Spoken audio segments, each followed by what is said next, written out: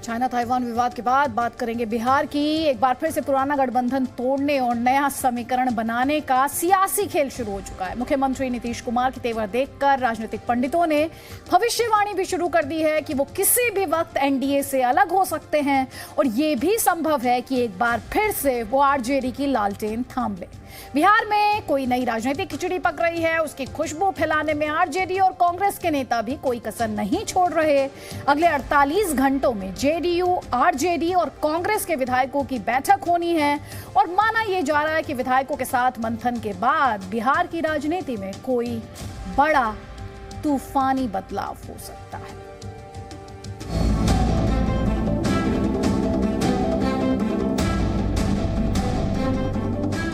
बिहार में एक बार फिर बदले बदले से सरकार नजर आते हैं। सरकार का मतलब मुख्यमंत्री नीतीश कुमार, जिन्होंने अचानक केंद्र सरकार के कार्यक्रमों से दूरी बना ली। वो पूर्व राष्ट्रपति रामनाथ कोविंद की विदाई के भोज में नहीं आए, जबकि बिहार के पूर्व राज्यपाल के रूप में उनका रामनाथ कोविंद के साथ निजी रिश्ता भी था। द्रौपदी मुर्मू ईश्वर की शपथ। नीतीश कुमार ने राष्ट्रपति द्रौपदी मुर्मू के शपथ ग्रहण से भी दूरी बना ली, जबकि राष्ट्रपति चुनाव में उनकी पार्टी ने उनका समर्थन किया था और जेडीयू के अध्यक्ष राजीव रंजन उर्फ लल्लन सिंह उनके नामांकन के समय भी मौजूद थे। एक दिन पहले नीति आयोग की बैठक में भी नीतीश कुमार नहीं आए। बिना कारण बताए नीतीश कुमार के इन कार्यक्रमों में न आने की वजह की खोजबीन शुरू हुई ही थी कि जेडीयू का अंदरूनी घमासान और नीतीश कुमार के करीबी नेताओं के बयान से बवाल मच गया। शुरुआत आरसीपी सिंह से हुई, जो पिछले साल जुलाई में मंत्री बने थे और इस साल जुलाई में उन्हें पद छोड़ना पड़ा क्योंकि नीतीश कुमार ने उनका राज्यसभा का टिकट काट दिया। राजनीति में एक मर्यादा होती है और एक मर्यादा में ही सबको रहना चाहिए और राजनीतिक लड़ाई राजनीतिक ढंग से होनी चाहिए। अब राजनीतिक लड़ाई को परिवार पर ले आइएगा ना, तो वो तो ठीक बात नहीं है ना। हमसे लड़ना है, चलो ना, जितना लड़ना है, अब हमारे परिवार को लाइएगा। आरसीपी सिंह के इस बयान के बाद जेडीयू के नेता आग बबूला हो गए और गुस्से में उनकी जुबान पर वो बात आ गई जिसे वो आरसीपी सिंह के मंत्री बनने के बाद से ही दिल में दबाए हुए थे। देखिए, ये बात हमने भी अखबार में देखा है। उन्होंने ये कहा है और जो बात मैंने कही है वो प्रमाणित हो गया, इसलिए कि मैंने कहा कि अपनी मर्जी से बने। माना जा रहा है कि नीतीश कुमार की बीजेपी और केंद्र सरकार के कार्यक्रमों से दूरी की वजह भी यही है। उनके दिमाग में ये शक बैठ चुका है कि आरसीपी सिंह के जरिए बीजेपी उनकी पार्टी को खत्म करना चाहती थी। कोई एक पार्टी डेमोक्रेसी का ठेका जैसे ले लिया हो, अब इस तरह से कोई कहे कि सब पार्टी खत्म हो जाएगी, हम ही रह जाएंगे, तो ये तो विचित्र बात है। 40-45 साल भाजपा का है, कहीं कुछ नहीं बचेगा। अरे भैया, तब उनके कहने से थोड़े देश चलता है, उनके कहने से देश नहीं चलता है। बीजेपी के खिलाफ जेडीयू नेताओं की जुबान खुलने की देर थी कि आरजेडी और कांग्रेस के नेताओं को नीतीश कुमार से हमदर्दी हो गई। जुलाई 2016 में नीतीश कुमार के महागठबंधन से अलग होने का दर्द दूर हो गया। वहाँ पे हमारी स्थिर सरकार थी। हम चुनाव लड़े थे 2015 में साथ मिलके और कोई दिक्कत नहीं थी, चल रही थी हमारी सरकार ठीक से।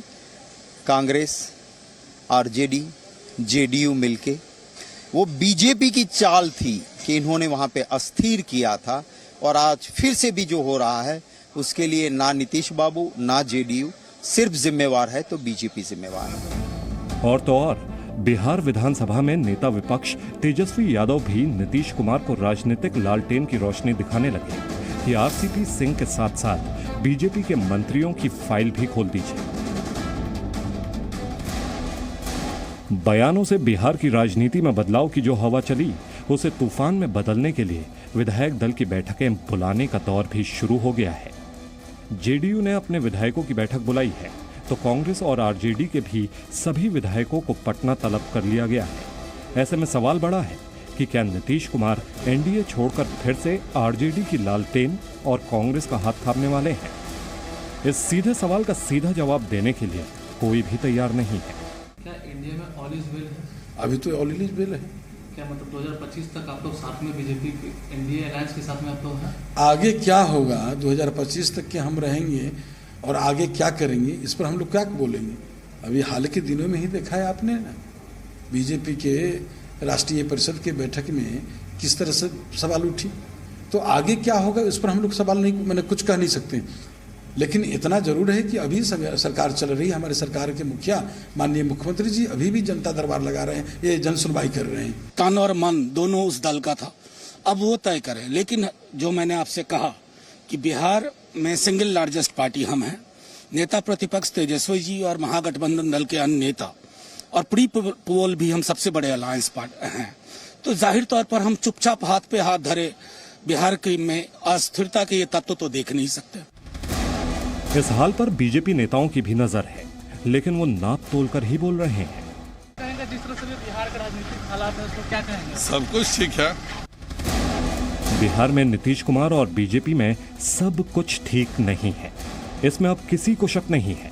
नीतीश कुमार का बीजेपी छोड़कर आरजेडी और कांग्रेस के समर्थन से सरकार बनाना भी आसान नहीं है। खबर है कि नीतीश कुमार की सोनिया गांधी से फोन पर बात हुई है, लेकिन अकेले कांग्रेस के समर्थन से जेडीयू सरकार नहीं बना सकती। और रहा सवाल आरजेडी का, तो तेजस्वी ने पिछले 4-5 महीनों से नीतीश कुमार पर सियासी हमले भले कम किए हों, लेकिन 2020 का चुनाव आरजेडी ने तेजस्वी को सीएम बनाने के लिए ही लड़ा था। ऐसे में ये सवाल भी उलझा हुआ है कि बदलते हालात में आरजेडी नीतीश कुमार को सीएम बनाने के लिए लालटेन थमाएगी या फिर अपनी लालटेन में समर्थन का तेल डालने की शर्त रखेगी। ब्यूरो रिपोर्ट, जी मीडिया।